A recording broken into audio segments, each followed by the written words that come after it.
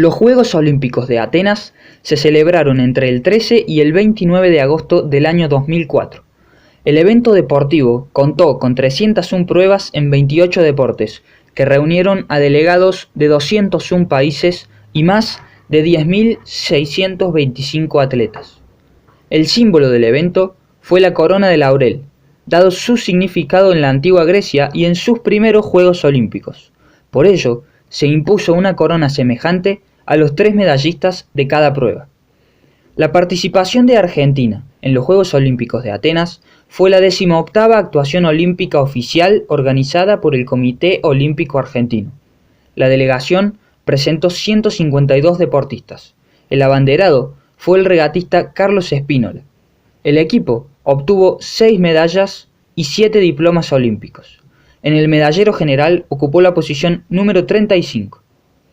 3 de las medallas fueron obtenidas en deportes de equipo y las otras 3 en tenis, vela y natación. Pero sin dudas, la gran hazaña conseguida por la selección de básquet es lo más recordado de la delegación argentina en aquella cita internacional, el clímax de la generación dorada. Generación que comenzó a forjarse 2 años antes, en el Mundial de Indianápolis. La selección integró el grupo D junto a Nueva Zelanda, Rusia y Venezuela, ganando todos sus partidos con amplitud. En la segunda ronda tuvo que enfrentar a Alemania, China y al local, Estados Unidos. Luego de vencer a los chinos y alemanes, llegó el punto de inflexión para esta generación argentina, ya que fue la primera en el mundo en derrotar a una selección de Estados Unidos conformada íntegramente por jugadores de la NBA. El 4 de septiembre de 2002, los albicelestes derrotaron 87-80 a los norteamericanos y clasificaron primeros en su grupo para disputar los cuartos de final. En dicha instancia, eliminaría a Brasil 78-67 y en semifinales haría lo propio con Alemania, a quien doblegó 86-80. En el duelo decisivo, Argentina finalizaría subcampeón, luego de perder una discutida final en tiempo extra frente a Yugoslavia con un polémico arbitraje de por medio. Este subcampeonato dio a la selección argentina la clasificación a los Juegos de 2004, pero previo a ellos, el equipo realizó una gira europea que no arrojó los resultados deseados y solo trajo dudas que se despejaron en el Campeonato Sudamericano de 2004, disputado entre el 13 y el 18 de julio. Magnano utilizó a algunos de los jugadores que llevaría a los Juegos Olímpicos. La selección no desentonó y con un récord de 5 victorias y 1 derrota se alzó con un nuevo título, derrotando a Brasil en la final por 95-78. El equipo estaba mejor que nunca. La confianza, el compañerismo y el buen juego fueron las características que más se destacaron. Llegaron, de esta manera, los Olímpicos de Atenas. Continuamos con la siguiente sección. Ahora vamos a ver quiénes formaron parte de la llamada Generación Dorada, comenzando por el técnico, Rubén Magnano. Este destacó por llevar al Club Atenas de Córdoba a la gloria en la época de los 90, logrando títulos nacionales e internacionales. En cuanto a los jugadores, cabe mencionar que el equipo subcampeón en Indianápolis sufrió las bajas de Lucas Victoriano y Leandro Paladino, quienes serían reemplazados por 2 jugadores que luego se convertirían en íconos del básquet argentino, Walter Hermann y Carlos Delfino. Por su parte, el Yacaré Hermann brilló en el club europeo CB Fuenlabrada, donde se convirtió en el máximo anotador y MVP de la temporada, y acababa de firmar por el Unicaja Málaga. En cuanto a Carlos Delfino, este venía de jugar 2 años en Italia y ser elegido en el draft del NBA por los Detroit Pistons, convirtiéndose en el primer argentino en la historia en ser drafteado en primera ronda. En cuanto al resto del equipo, este se mantuvo la formación que le dio el Campeonato Sudamericano de 2004, iniciando con Juan Ignacio Sánchez, el base titular. Este venía de tener un paso por la NBA en los Philadelphia 76ers, siendo el primer argentino en debutar en dicha liga y se encontraba jugando en Europa, en el Etosa Alicante. El escolta titular, no podía ser otro que Manuel Ginóbili, quien venía de ser campeón del NBA en su primera temporada con los San Antonio Spurs, y empezaba así a dar forma a uno de los mejores tríos de la historia del NBA, junto al francés Tony Parker y Tim Duncan. En el futuro, Manu pasaría a ser considerado el mejor jugador argentino de la historia y una leyenda de los Spurs. El alero titular era Germán Nocioni, otro que se convertiría en ícono del básquet argentino, quien venía de ser proclamado MVP de la ACB, jugando para el Tau Cerámica en el año 2003. Años más tarde también tendría su paso por la NBA. La posición de ala pívot la ocupaba nada más ni nada menos que Luis Scola, otro más que pasaría a la historia del básquet argentino. Por el momento se encontraba jugando para el Saski Baskonia de España, donde había conseguido la Liga ACB y una Copa del Rey. Otro jugador que tendría su paso por la NBA en los Houston Rockets. Finalmente, el puesto de pívot titular estaba ocupado por Rubén Wolkowski, quien se encontraba jugando en el Olympiacos BC, luego de ser el primer argentino fichado por un equipo de la NBA, jugando previamente en los Seattle Supersonics y luego en los Dallas Mavericks. Hasta aquí llegamos con los titulares. Sin embargo, en el banco de suplentes podemos encontrar más jugadores de gran trayectoria, como los anteriormente mencionados Delfino y Germán. Se suman a ellos Alejandro Montecchia, quien se encontraba jugando en el Pamesa Valencia de España y acababa de ganar la Eurocup con dicho equipo. Luego encontramos a Fabricio Oberto, otro ícono del básquet argentino. Se encontraba jugando junto a Montecchia en el Pamesa Valencia y ganó la Eurocup junto a él. Años más tarde pasaría a jugar en los San Antonio Spurs junto a Manu Ginóbili e inclusive ganarían un título juntos. Gabriel Fernández, el ala pívot que se encontraba jugando en el CB Valladolid, donde obtuvo el título de la Liga ACB. También formó parte del equipo el escolta Ugo Sconocchini. En esa época se encontraba jugando en el Olimpia Milano de Italia. Finalmente encontramos al ala pívot Leonardo Gutiérrez, quien se encontraba jugando en la Liga Nacional jugando en Obras Sanitarias. Estos jugadores representarían a la selección argentina en los Juegos Olímpicos, y sin saberlo, marcarían un antes y un después en la historia del básquet argentino. El camino del seleccionado argentino a los Juegos Olímpicos de Atenas iniciaba con un duro pronóstico, ya que estaba dentro del denominado Grupo de la Muerte, el cual compartía con Italia, España, Serbia y Montenegro, China y Nueva Zelanda. El primer partido se jugó el 15 de agosto ante Serbia y Montenegro, que en comparación al plantel que se enfrentó con Argentina en la final del Mundial 2002, estaba un poco mermado, ya que no contaba con dos de sus máximas figuras, Peja Stojakovic y Vlade Divac, ambos jugadores consolidados en la NBA y dos pilares fundamentales de aquella Yugoslavia campeona del mundo. El partido arrancó con un buen dominio por parte del conjunto latinoamericano, que contó con un Ginóbili encendido que logró anotar 17 puntos en el primer cuarto. Dominio que logró mantener hasta el entretiempo, ya que luego de este los europeos despertaron y tomaron la delantera en el tercer cuarto. Ya en el último parcial, ninguno podía sacar una diferencia considerable, hasta que faltando pocos segundos, los serbio-montenegrinos lograron concretar una jugada que puso a Dejan Tomasevic en situación de anotar, lo que obligó a Fabricio Oberto a cometer una falta para evitar el doble.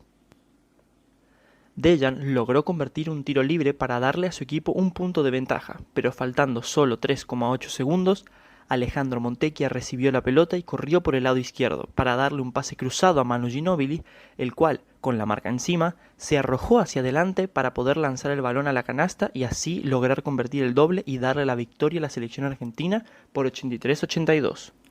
La segunda fecha se disputó el 17 de agosto contra la España de Pau Gasol y José Manuel Calderón. A pesar de ser un encuentro parejo, este se definió en el último cuarto, ya que España logró realizar muy buenas defensas para poder llegar a un parcial de 15-0, el cual sería irremontable para el combinado albiceleste, que sufriría la primera caída de la competencia. El 19 de agosto se jugó la tercera fecha, jugando Argentina contra China, que en las estimaciones previas era el equipo más débil del grupo, aunque finalmente terminó clasificando en cuarto lugar. Argentina superó a China con amplitud, imponiendo una defensa férrea que anuló a la figura china Yao Ming y llegó a marcar un parcial de 25-2 en el segundo cuarto. En la segunda mitad, los argentinos pusieron a los suplentes y mantuvieron la diferencia. El 21 de agosto, el combinado nacional se enfrentaba a Nueva Zelanda, que venía de quedar en cuarto lugar en el Campeonato Mundial 2 años antes y de vencer a Serbia y Montenegro. Fue un partido parejo en donde los neozelandeses hicieron mucho uso del tiro de 3 puntos con una gran efectividad, pero no lograron sacarse grandes diferencias en ningún momento. Los dirigidos por Rubén Magnano se llevaron el partido por un resultado ajustado de 98-94 y así se aseguraba la clasificación a los cuartos de final. El 23 de agosto llegaba el partido por la última fecha en el cual debía enfrentar a Italia. El encuentro fue muy disputado por ambos equipos. Argentina arrancó bien logrando una ventaja de 10 puntos, pero no logró sacar más diferencia y los italianos supieron meterse en partido nuevamente para llegar al entretiempo abajo por un punto. En la segunda mitad siguieron sin sacarse diferencias, hasta que a falta de 3 segundos del final, Italia obtuvo 2 tiros libres que valieron para ponerse 76-75 arriba para así llevarse la victoria. El seleccionado argentino se clasificaba tercero por detrás de España e Italia. En cuartos de final, esperaba a Grecia. 26 de agosto fue la fecha elegida para disputar el partido ante la selección local que se había clasificado en segundo lugar del grupo B. Luego de un primer cuarto parejo, Argentina se vio superada por Grecia en el segundo cuarto, llegando a recibir un marcador parcial en contra de 14-0 para llegar al medio tiempo abajo por 6, con una placa de 29-35. Argentina inició el tercer cuarto jugando muy mal, permitiéndole a Grecia tomar una ventaja de 11 puntos y daba la sensación de no tener recursos para evitar una fácil victoria del local. Promediando el cuarto, Andrés Nocioni cometió su tercera falta y fue reemplazado por Walter Hermann, causando un cambio radical del partido, impulsando la recuperación de Argentina. En sentido contrario, Grecia buscó definir el partido mediante triples, pero fracasó en su estrategia al convertir solo 6 de 30 intentos. De ese modo, el tercer cuarto terminó con un empate en 53 puntos. El último cuarto tuvo una alta emotividad.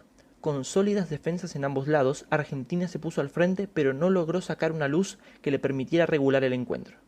A poco del final, Grecia, apoyado por el fervor de su público, se puso a 1, pero Luis Scola se destacó entonces en ambos tableros para garantizar la ventaja que terminó siendo de 5 puntos. 69-64 fue el resultado final y en semifinales esperaba a Estados Unidos. En la semifinal, Argentina debía enfrentar al favorito, Estados Unidos. Es cierto que en la etapa clasificatoria el Dream Team había perdido con Puerto Rico y Lituania.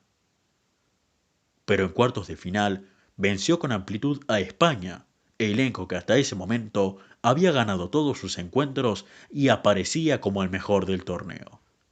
Argentina, por su parte, había sido el primero en ganarle al Dream Team en el Campeonato Mundial de 2002. En Atenas, el partido se jugó el 27 de agosto. El primer cuarto fue equilibrado, destacándose Ginóbili por Argentina y su compañero en San Antonio Spurs, Tim Duncan. Durante el segundo cuarto, Argentina aprovechó la salida de Duncan para llegar al medio tiempo con una ventaja de 9 puntos, 42-33. Ya en el tercer tiempo de partido, con Duncan de vuelta en la cancha y los norteamericanos dispuestos a imponer su prestigio, deslumbró la actuación de Ginóbili, quien se hizo cargo tanto técnica como emocionalmente del partido. En su intento de reacción, el equipo estadounidense llegó a descontar de buena manera en el marcador. Sin embargo, el conjunto argentino no entró en apuros y permaneció al frente. En el último cuarto, y cuando aún restaban 5 minutos, Estados Unidos perdió a su torre, Duncan. A partir de ese momento, el juego empezó a definirse. Argentina estiró su ventaja, mientras que el rival ya sentía la derrota. Finalmente la hazaña se cumplió, y Argentina le ganó al Dream Team, lo que le permitió acceder a la final de aquel torneo. La final. Este partido se jugó el 28 de agosto entre Argentina e Italia, que también había sorprendido venciendo a uno de los favoritos, Lituania, el campeón europeo. Argentina sufrió una baja importante al tener que prescindir de Fabricio Berto, su pívot titular, quien se había fracturado un hueso de la mano en el partido de semifinales. Sin embargo, su ausencia no se sentiría. Esto debido a la notable actuación de Luis Scola. En el primer cuarto, Argentina controló el juego para terminar el periodo arriba por 7 tantos, 23-16. El segundo cuarto fue mucho más parejo. Los italianos aprovecharon las salidas de las figuras argentinas para reducir diferencias y llegar al descanso apenas un doble por debajo. El tercer cuarto mostró lo mejor de Italia, que empató el partido en el inicio y pasó luego al frente con 3 triples consecutivos. En ese momento, para la Argentina resultó decisivo el rendimiento de Scola, quien anotó 9 puntos seguidos, permitiéndole recuperar la ventaja y terminar el cuarto con 6 puntos por delante. El comienzo del último periodo nuevamente mostró la ofensiva de Italia, que llegó a ponerse un doble por debajo, aprovechando las fallas argentinas para tratar de definir el partido con triples. Sin embargo, una vez más reaccionaron los argentinos para establecer una ventaja decisiva de 13 puntos. De así hasta el final, nuestros representantes jugaron con el reloj para obtener una victoria por 84-69 que les dio la tan ansiada medalla de oro. La generación dorada deja un legado único, no solo por los logros competitivos, no solo por la actuación en el Mundial 2002, ni por las victorias ante Estados Unidos o el oro en Atenas. Esta selección de básquet ha dejado un legado enorme por la huella que dejaron sus jugadores, porque pusieron el básquet argentino en el radar de todo el mundo. Es una selección que dijo, acá está Argentina, estamos dispuestos a dejar todo. Este equipo marcó un estilo de juego, un carácter para las selecciones que vienen. Esta generación deja en claro que el próximo en ponerse esta camiseta tiene que estar a la altura. Tiene que mostrar los dientes cuando hace falta, pero también usar la cabeza fría. Eso es lo que demostró la generación dorada. Y la muestra para todos los jugadores que vienen en próximas generaciones que se puede. Que nuestra selección está para grandes cosas. Que tal vez Ginóbili ya no está más, pero un Facundo Campazzo lo puede reemplazar. Que Luis Scola ya llega a sus 40 años y puede seguir vigente. Que todavía pueden haber jugadores argentinos jugando en las grandes ligas. Un brusino que se incursionó por la experiencia NBA, al igual que Patricio Garino, que actualmente está en la Liga Europea, tal vez la segunda mejor liga del mundo. Un Gabriel Deck que la rompió toda en San Lorenzo y que actualmente está en el Real Madrid, pero con grandes chances de llegar a la NBA. Y como estas, muchas otras grandes promesas de nuestro básquetbol argentino. Que cuando estén listos y estén preparados y les toque jugar para la selección, ya tienen el recuerdo, ya tienen en la memoria la generación dorada que puso a Argentina en lo más alto. Y entonces ellos pueden decir, nosotros también podemos. Argentina está para grandes cosas. Y que cuando vayan a la competencia internacional el otro equipo diga, enfrente está Argentina. Si no dejamos todo, nos dejan en el camino, nos llevan por delante. Y la actual generación no ha sido menos. Por más de que hayan cambiado los nombres, el técnico no sea el mismo, sigue teniendo esa esencia, esa mentalidad, esa forma de encarar los partidos que tenía la generación dorada. Es como que la generación dorada marcó a fuego a la selección y por más de que no sean los mismos, la camiseta sí es la misma. Entonces, el que se la ponga automáticamente ya está como envuelto en esa mística que tenía esta generación.